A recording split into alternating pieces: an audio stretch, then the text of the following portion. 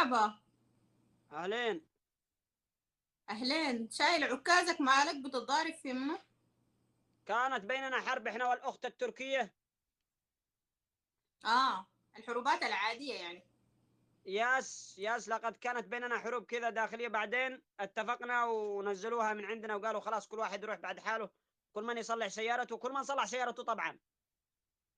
أوكي، والحرب شنو؟ موضوع الموضوع شنو يعني؟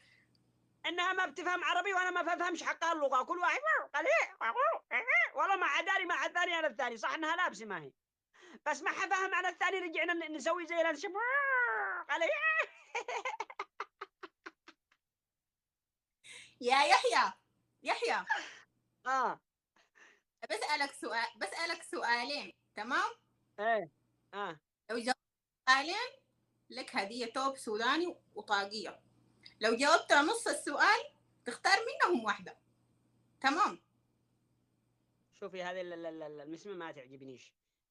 جاءن ما جاءنش كذا من الآخر بلا سين بلا جيم، هنا يجين ما جاءنش خلاص كنسل الموضوع.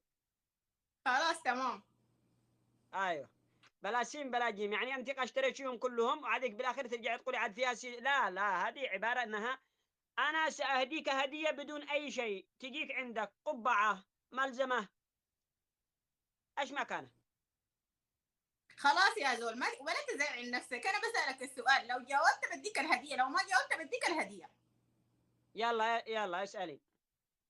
بس اجتهد يعني. شكرا يا شباب شكرا.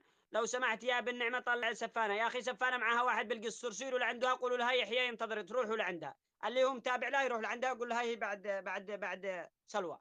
خلنا نشوف السؤال حق الأخت سلوى، تفضل يا أختي سلوى. السؤال الأول، ما هو؟